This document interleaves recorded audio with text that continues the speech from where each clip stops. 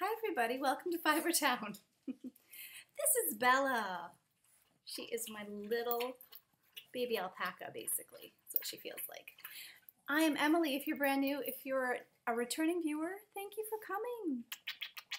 I'm fresh from the shower and I have my jelly belly. That's what I call her. She is my lovely house guest who really doesn't like to be held, but she does like to snuggle. Hello, welcome to Fiber Town. This is episode 224 and it's the 1st of October 2018. My name is Emily. Welcome to my kitchen. I just realized I don't like the way there we go. Now you can see both. Yes. So I am back. It's been about a month and it's been, the back to school month. Things are crazy. I've been working a lot more and I have a bit of time before I have to head to work. So I'm freshly showered. I am wearing something that is basted together and you just got a view of my bra strap. I'm here with Alice, who's tip-tapping around the kitchen, and Bella, who I may splice in a little bit of Bella. She's adorable. She's back house guesting with us. And yeah, we're very glad you're here. I miss chatting more frequently with you all. I love hearing from you after I put up a podcast episode. I love just when people get in touch. So don't hesitate to do that. If you've been thinking about it, put a comment on YouTube, which is now my only sort of venue.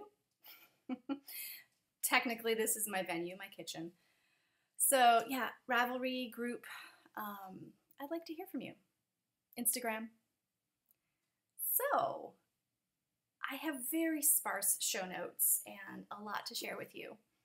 I've been knitting. I have some finished objects, and I've been sewing a ton, and just got back from a fiber festival. So I have some successes and some persevering kind of things to share with you, as well as quite a number of so-called failures. So let's get started. FOs. This is my Vermeer cushion. I've been using it, so I have to fluff it up a bit.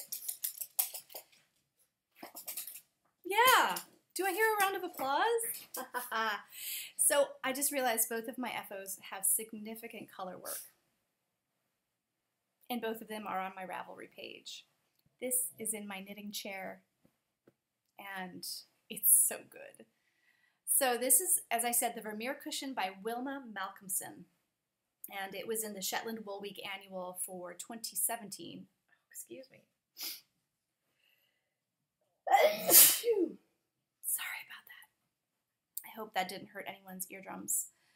Yeah, I knit this out of Jamieson and Smith that my friend Kareem from the Woolly Thistle helped me come up with the colors because the original was knit out of Jamieson's of Shetland, so I didn't have that color card. I have the Jamieson and Smith one, but I didn't know which colors to go with, and I'm super happy with how it turned out.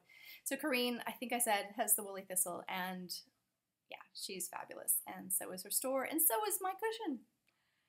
I mattress stitched it down here, not really great. You can insert a zipper, which I started to do, but I did not like the look of it. It's 19 inches square, and I kind of adore it.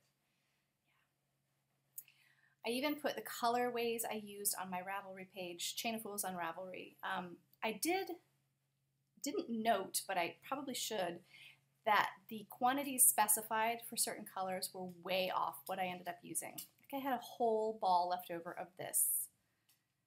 And there was one other color that I didn't even start the second ball. So this pattern is not available on Ravelry. So I don't know what others' experiences have been with it. Oh my gosh, something's making me itch. Because you can't link to the pattern, but it's only in the Shetland Wool Week as of now. I don't know if that will change. Oh my gosh. So that is FO number 1. FO number 2. I feel like I should change into it. Is my Birkin. This is blocked. Ends are woven in. In some cases, ends are knotted and not woven in.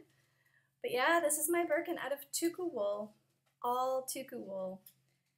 And oh my goodness, did I modify this. I originally cast this on last end of November, December 2017, knit the yoke. It was a straight jacket. I frogged it, I pouted. I actually didn't frog it for a while. I considered my options and decided, nope, it had to be frogged.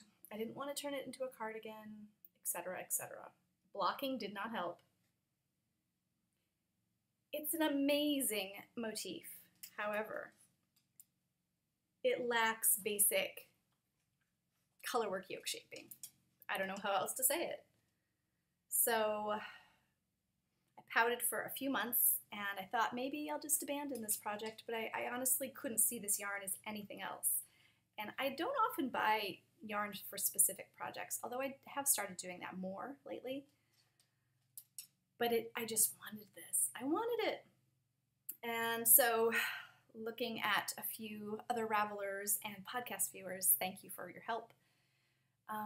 People had success with knitting larger yokes. So going up, I actually did the triple XL, I think, the largest size for the yoke.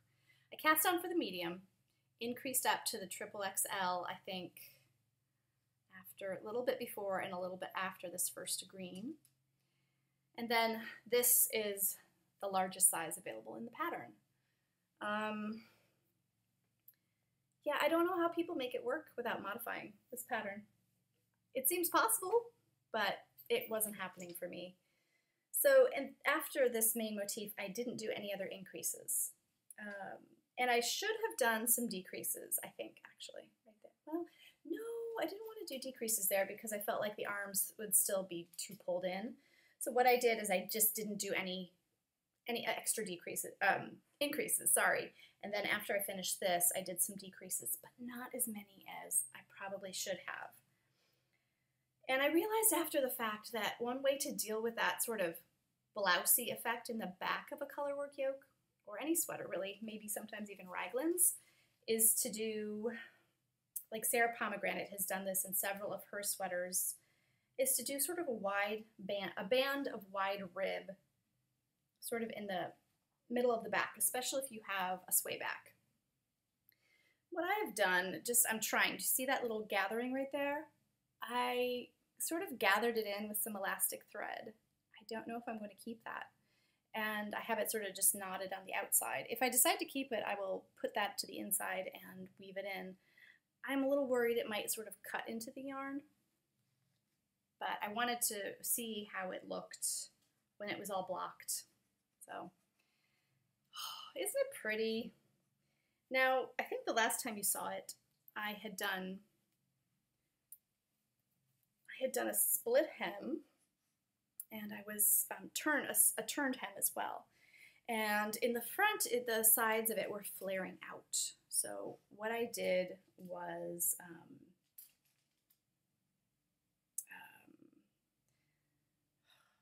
how should I say this? I basically, with the other side of it, sort of grabbed an edge stitch from the other side. You can't really see that, and knit two together. And it totally fixed the problem. Made sort of a bit of a miter, really, for that corner. And I was able to keep the split hem. Let's see if can I show this successfully? Like that, maybe. There's the back. This one is the back. This one is the front.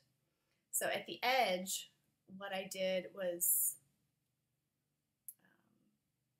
pick up and knit these two together. And then I knit some more, turned this hem. These hems are doubled. You can see. Can you see? You can see through some of it, but where there's the doubled hem, you cannot. So I'm very pleased. It looks good around the hips. I will say, even with my modifications, it's not a super functional sweater. It's more for show and less for go, as they used to say. It doesn't ride up excessively, but if I lift up my arms, it will ride up everywhere. However, I'm fairly happy with it.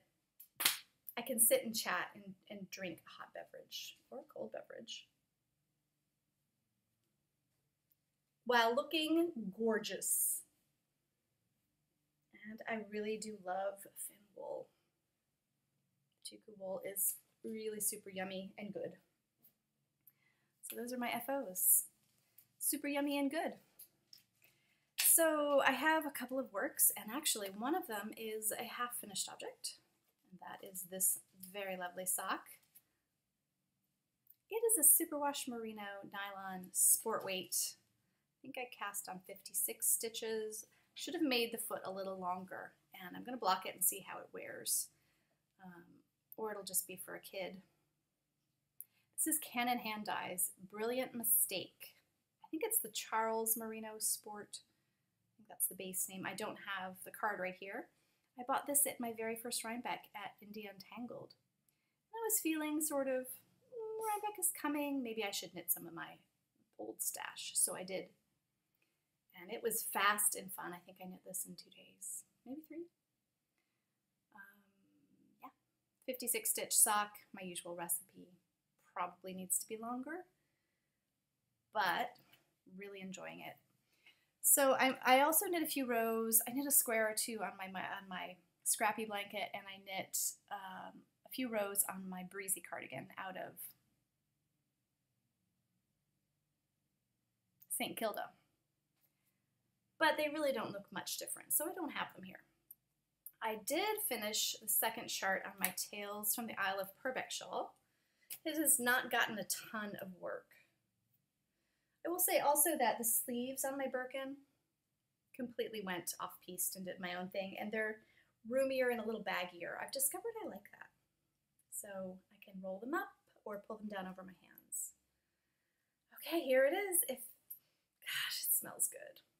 This is knit out of Plotulopi, and I also got this from the Woolly Thistle, and I will say, if you are a knitter on a budget,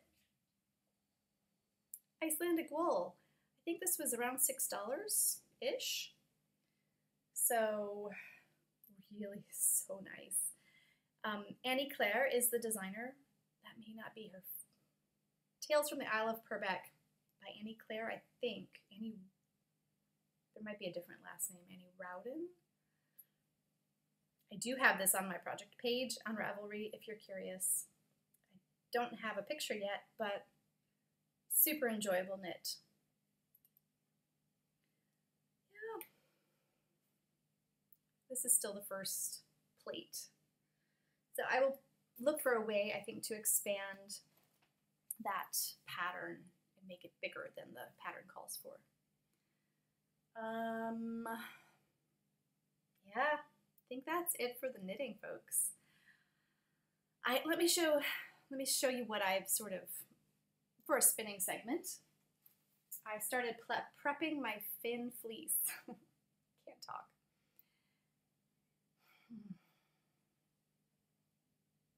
This is one pass through my drum carder. This is such a good fleece. And I have spun a bit of a sample with it. It wants to spin very thin. I don't know how I feel about that. I might put a larger whorl on there and see how it goes. But yeah, I've started to process this guy. It's incredibly gorgeous stuff. I love the color. I think it would look amazing over-dyed with indigo. And as far as dyeing goes, I will say that I have done a fair bit of foraging and freezing for the winter. I have some goldenrod. I have some crepe myrtle, which is a plant that's everywhere in the southern and southeastern U.S., and I have used it with great success before in printing. So yeah, so goldenrod, crepe myrtle, and yeah, some of my fresh indigo. And I've started noticing indigo, wild indigo, everywhere, growing by the roadside, like, well, in the indigo family. And I will say that my fresh indigo dyeing on cotton gauze, didn't expect that, and you won't be able to see it. Maybe it's a very light minty green. This used to be blinding white, and it probably still looks blinding white. I totally washed and dried it, and none of the color came out. So I'm impressed. So I have some things put away for the winter when I need a little color from the garden. So I feel like there's another thing I wanted to tell you about as far as natural dyeing. Maybe it will come to me. I have been doing quite a bit of sewing. So I started this. Just bought the fabric, and this is an ebony top. It's actually a tunic length. And I've basted the sides to see if a mistake I made at the arm side was going to be a problem, and it is not. So I'm going to fully sew it together. I've done sort of a decorative stitch along the neckband. I think I did a pretty good job on the neckband. This is not really my color. I feel like it's kind of, I wanted to try this particular fabric. It's a Cloud9 organic 100% cotton interlock. And I think it's going to wear very well. Please don't lick my leg. I think it's going to wear very well. And I would really love this in like a Breton stripe, like a navy and a white. I cannot find a decent 100% cotton Breton stripe fabric to save my life. I don't know what it is. I don't want a bamboo knit. I don't want any spandex in it. I want 100% cotton, white and navy stripes that are not too skinny, that are not too fat. Stripes can be varying widths. And I can't find this fabric. So if you know somewhere where I can buy something like that, please do let me know. Oh. Alice is starting to pick a fight with Bella, which is just playing. Anyway, but yeah, I think this has possibilities, and this is just a little, especially with this fabric, a little toddlerish looking, I think, on me, and a bit maternity. But I think with a darker fabric, I could really, really make this kind of design work. This view C, has a raglan sleeve, which is so easy to put together. Oh my goodness. So I think this is a win, not particularly with this fabric, but I had a couple of other not wins. Let me show you them. Oh goodness. This was my second pair of Persephone pants by Anna Allen Designs, and you may notice that I have, oh goodness, it's not that color.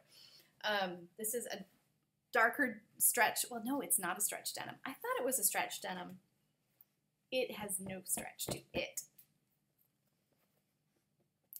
So I made a size 14, as I did for my linen pair, which I've worn a ton. And I did a gorgeous job on the waistband. I know. I did an amazing job on the waistband.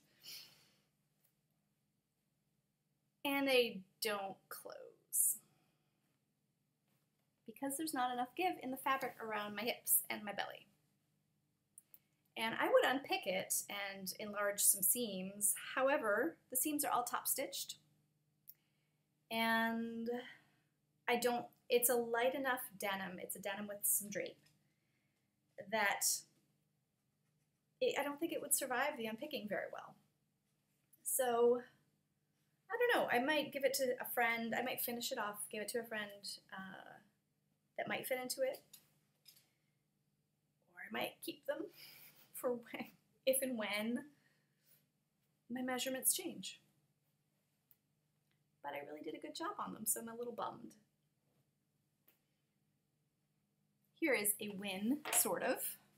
I made an Ogden cami. I put my little label in it, and it's linen, so it's fresh from the wash and needs a press and a steam. So this is by True Bias, and this was leftovers from an Anna dress I made, and I adore this linen. Again, it's coming up much more royal purple than it really is.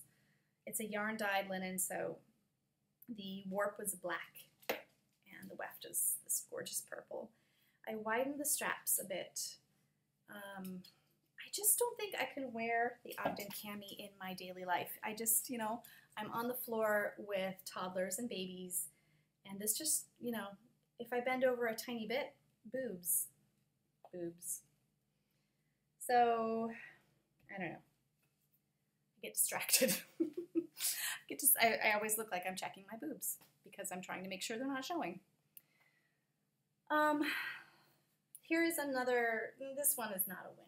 It's just not a win. Again, this is not really the color, but this is an Anna Maria Horner luminous fabric. It's a little drapier than quilting cotton. I wanted to try the revamped uniform pattern, and I did the one with pockets, and again, straight from the wash, they need a press. So it still doesn't fit right. And it is red, it is not this raspberry color. I'm thinking of opening up the side seams and doing a vent. Maybe that would make it better. I also don't like how as soon as I put anything, even my hands, in the pockets, it's sort of like the pockets come up. They come down far enough that the pocket bag shows. And that might be just that the apron part is riding up over my hips because it doesn't really fit over them. And I did a narrower seam allowance on the hips and everything. I guess I could go up a size on the hip piece, on the apron piece, but I don't know. The next two sewing things are also not super successful. So I had a piece of this flannel from Joann's, and I really wanted a plaid dress. So I made the, what is this called? The Fen dress. Oh, do I have the, yes, here is the Fen dress by Fancy Tiger. I picked this up when I was at Fancy Tiger, which is an amazing store. And, man, that neckline is botched, or the neckband in the back. So I tried to make the plaid match-ups, and I was not successful the first time. So I unpicked this seam right here, and instead of, the flannel was so heavy, I didn't do gathers, which is what's called for. I did pleats. And where did I botch this? So I did get the plaid to match up eventually, but I had to sort of rejigger the fabric, and I don't know if you can see that right there. I don't know why I can't get that to look better. So not super successful. It fits okay. So I'm just calling it a muslin, and I'll wear it with some leggings, maybe, at the very least around the house, when it's a lot colder than it is now. Okay, last sewing is another pair of Persephone pants. Man, these are definitely not wins, although I have worn them already. And I actually wore them without the waistband. So this was a sort of a muslin, and this was 100% polyester fabric, which is horrible. It's just gross. So I went up a size. I cut out a size 16 because this polyester has 0 give in it. I can do a 14 if the fabric has enough give. What is a better word for that? If it stretches. So I wanted to see how the two played, that I could play sort of between the two patterns. The waistband on this one is really badly done. However, I was able to put in a zipper. And I just did this by looking at sort of a pair of ready-to-wear. Can't even undo the button. Anyway, I put in a zipper, and it has a fly, so it hides the zipper. And it did make sort of this part right here a little more complicated, but I think it's okay. So the 16 in a non-stretch fabric fits fine around the hips and the waist, but there's a little too much fabric sort of right here. Not a ton, but I feel like it makes me look bigger in this area than I am, so I don't know how to fix that. Any thoughts? The other thing is it's too roomy in the legs. There's just too much volume, especially down here. This stupid polyester doesn't press. It just doesn't hold a press at all. It's unbelievable. So it just looks kind of janky to me. But successful for the zipper insertion and the playing around with the sizing. So I may need to do sort of some fitting research on how to make that sort of pubic area look better. I don't know what I'm trying to say, but you know what I mean? Okay. So let's wrap up the sewing stuff. I want to make this. And I want to use a brown outer fabric and a gorgeous blue celestial star constellation interior. I haven't found the fabrics yet. Sorry, the girls are playing again. Hi, ladies.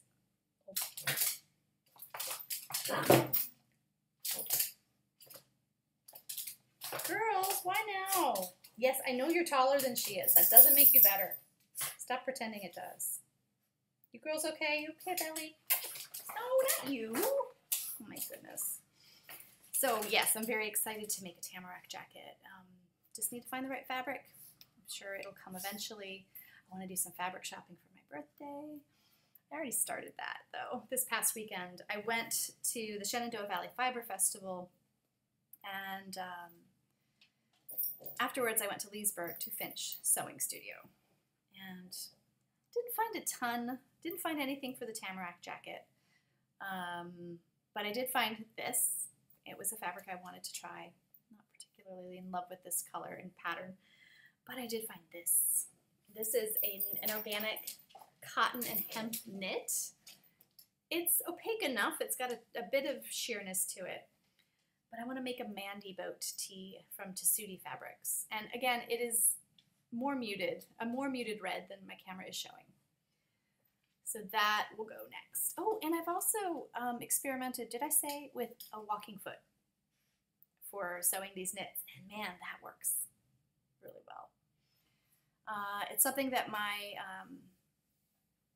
machine came with, so I didn't have to buy them. They're a bit pricey. So the last thing I have for you are a few acquisitions. And these are kind of over, other than the fabric ones, over the past few weeks, including the festival.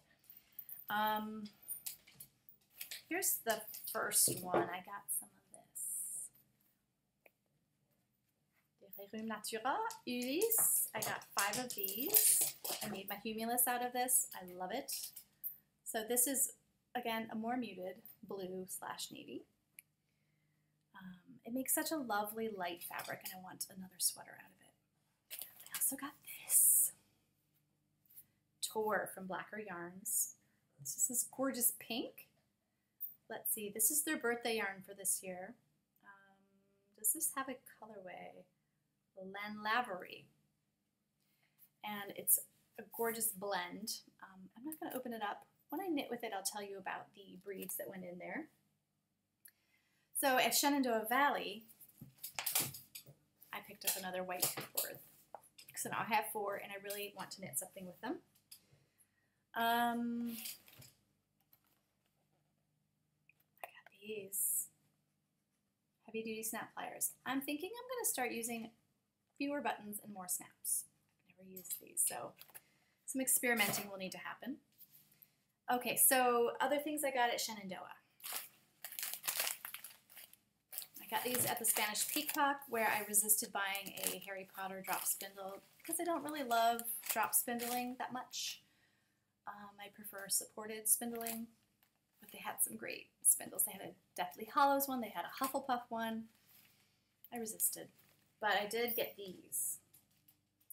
These are wood shavings from his spindle making for dyeing. Purple Heart and Osage Orange.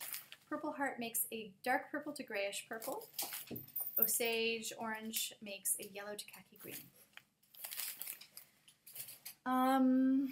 Oh, and I also got some of this for, he said that the people who make wood beams, which I know a lot of folks use to condition their spinning wheels and spindles, is going out of business eventually, soon-ish. So they gave this to me, and they want some feedback on how it works. So I will need to get to that sometime soon. All right, so I also bought something from Anna Branner's Cloth and Clay. And I had looked at her stuff last year at Shenandoah, which is a fiber festival in Berryville, Virginia. It's a really beautiful part of Virginia, and it's a very just relaxed and lovely festival.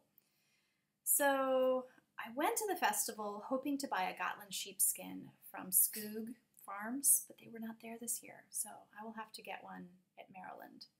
They're so beautiful and expensive, but it was going to be my one purchase.